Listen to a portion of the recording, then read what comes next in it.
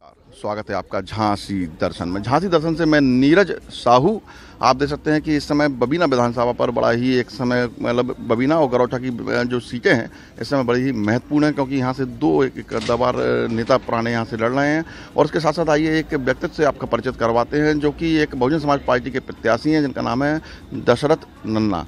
Bahujan Samaj party के अधिकृत प्रत्याशी बबीना विधानसभा से हैं और देख सकते हैं यहाँ पर इनके चुनावी कार्यालय पर हैं।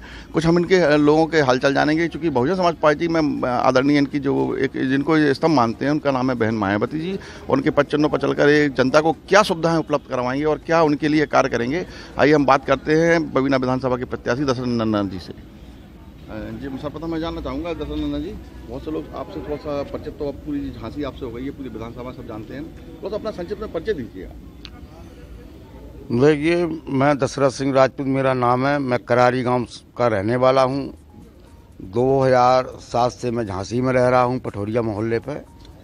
और मैं इस समय बबीना विधानसभा से प्रत्याशी हूं। 1996 से बहुजन समाज पार्टी में काम कर रहा हूं और बबीना विधानसभा से चुनाव लड़ रहा हूँ बीएसपी से। ये बताइए, जैसे मान लीजिए इस बार का बड़ा ही मतलब संघर्ष में चुनाव चल रहा है और सब चुनाव तो खैर हर बार संघर्ष में होता है, तो बातें वही हैं रोजगार की, बेरोजगारी की और गुंडागर्दी की, तमाम तरह की।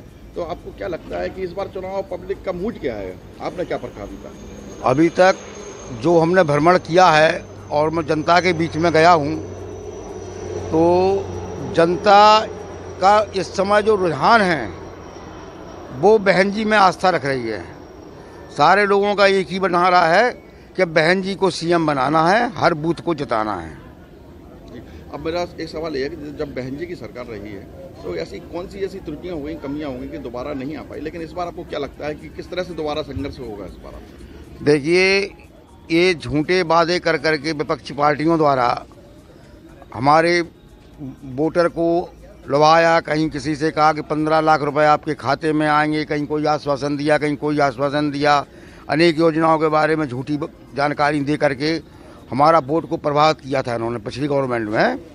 तो इससे कुछ लोगों ने विश्वास करके चलो भैया मोदी जी हैं और ये कह रहे हैं तो ज़रूर ऐसा होगा, लेकिन उसके सारा जो भी काम हुआ उसके विपरीत हुआ है। कोई भी काम नहीं हुआ है। इससे पब्लिक पूरी तरह से इनसे रुष्ट होकर के और इस समय पूरी पब्लिक बहन जी के साथ खड़ी हुई है। जी बताइए, जैसे इस समय बहन जी ने पूर्व में क्या क्या काम किए जो आपको प्रभावित किए? देखिए, बहन जी ने तो पूर्व में जो चमत्कारी कार्य किए हैं वो किसी सरकार में नहीं आए हैं। चाहे महिलाओं की सुरक्षा से लेकर के, गुंडागिर्दी से लेकर के, शिक्षा के स्रोत में जा करके आप देख लीजिए, बड़े बड़े विश्वस्तरीय विद्यालय बनाए गए हैं।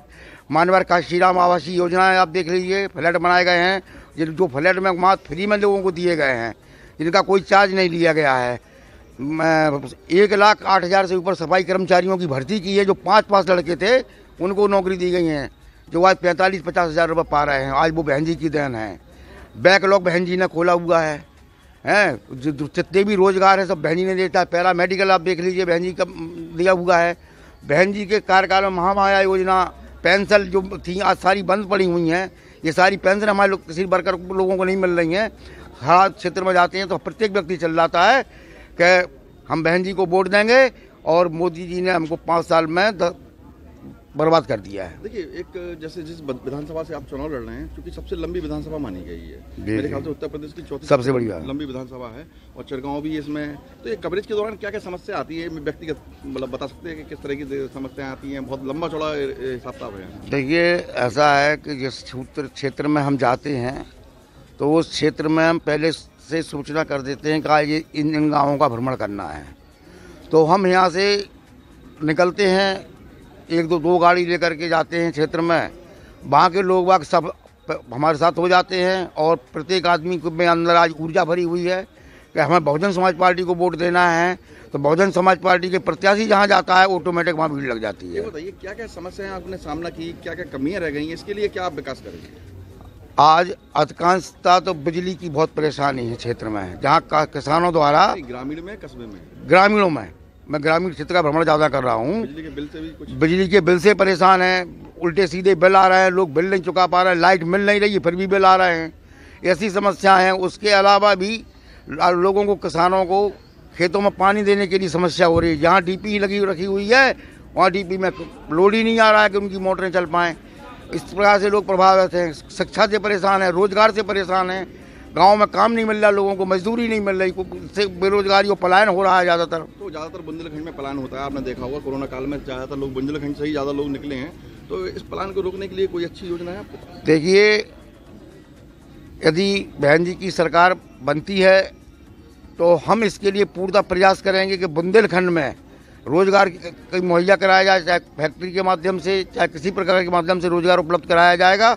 कहीं ना कहीं कोई व्यवस्था की जाएगी कि हमारा यहाँ का आदमी पलायन ना कर सके। देखिए, सबसे बड़ी समस्या रहती है खाद की, और इसमें काफ़ी भ्रष्टाचार के काफ़ी इस पर मुद्दे उठाए गए हैं। खाद नहीं मिली, इसके लिए क्या सुविधा है? देखिए, इस सरकार में केवल लाइन लगाने का काम हुआ है, चाहे नोटबंदी की लाइन हो, चाहे खाद पे लाइन लगी हो, चाहे आधार कार्ड की लाइन लगी हो।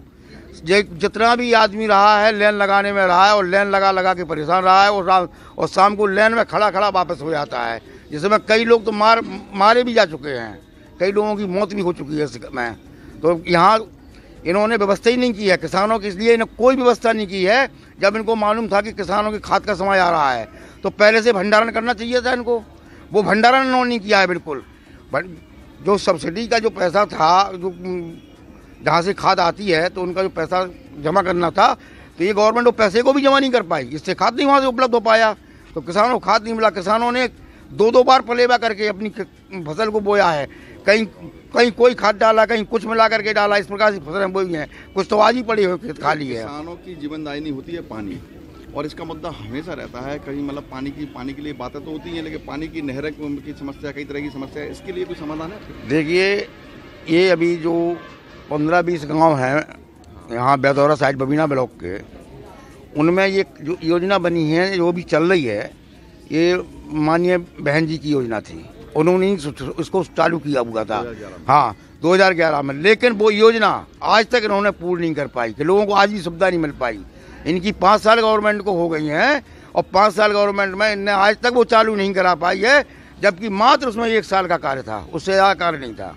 वर्तमान विधायक ने कल एक पुस्तक का विमोचन किया है, और उसमें उन्होंने लंबे चौड़े अपने जो वादे उन्होंने किए दिखाए हैं, लोगों को कैंसर के लिए पैसा भी दिया है 4 करोड़ रुपया, तमाम तरह के इस तरह के वादे, इस पर क्या कहेंगे? देखिए, ऐसा है, ये तो पूरी क्षेत्र की जनता जान रही है कि पूर्व विधायक जी ने क्या किया और क्या नहीं किया है। इस जनता को एक एक चीज़ मालूम है।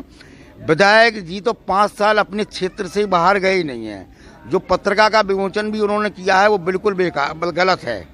धरातल पर बिल्कुल काम नहीं हुआ है। तो आती है, विधायक जी नहीं जाते। हाँ, नहीं, धरातल पर कोई कार्य भी नहीं हुआ है।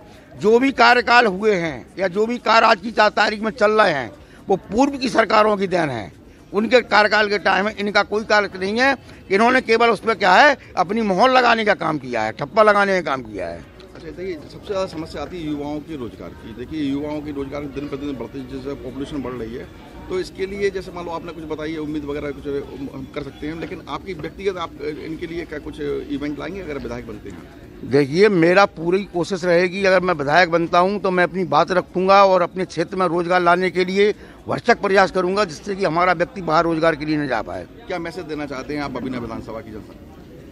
भाई, बबीना विधानसभा की जनता को मेरा सीधा मैसेज है कि मैं जनता के, अगर आपने मुझको चुन के भेजा तो मैं आपके दुख सुख में हमेशा साथ खड़ा रहूँगा, और जो भी आप लोगों के लिए योजना है वो लाने को, चाहे विपक्ष में बैठूँ मैं, तब भी उन योजनाओं को लाने के लिए पूरी लड़ाई लड़ूंगा, और लड़ाई लड़के हर पल में हर समय आपके साथ रहूँगा।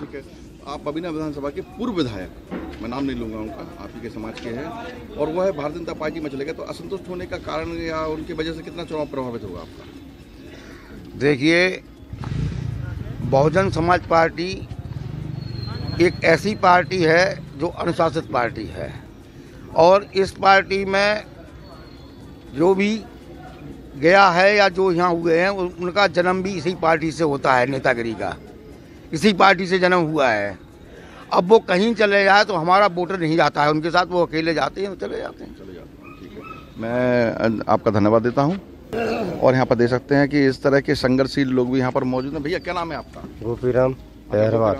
जी, कहाँ रहते हो भैया? हम मुस्त्रा गाँव। अच्छा, मुस्त्रा गाँव में रहते हो। तो बाबूजी का चुनाव प्रचार में क्या मेहनत कर रहे हो? बाबूजी के चुनाव प्रचार में कर रहे हैं, और सबसे बड़ी बात तो ये है कि हम जो हमारा विधान है उसको आगे बढ़ाने की कोशिश कर रहे हैं कि हम उसमें सफल हों, जिससे हमारे विधान को बहुत कई पर क्या नाम है आपका? मेरा नाम छोटेलाल अहिरवार है, छोटेलाल जी, आप पूर्व विधानसभा अध्यक्ष बमीना बीएसपी। अच्छा, बबीना बीएसपी के आप मतलब कार्यकर्ता भी हैं और पूर्व विधानसभा अध्यक्ष भी रहे हैं, तो क्या लगता है इस बार आपको? इस बार हमें हमारी पूर्ण बहुमत की सरकार बनने जा रही है और हमारी बमीना विधानसभा से लोकप्रिय प्रत्याशी माननीय दशरथ सिंह नन्ना जी भारी मतों से विजयी होने वाले हैं। हमारी बमीना विधानसभा के समस्त सर्वजाति समाज के लोग हमारी बहुजन समाज पार्टी को सपोर्ट कर रहे हैं, क्योंकि बहुजन समाज पार्टी में ही सभी समाजों का सम्मान है। सभी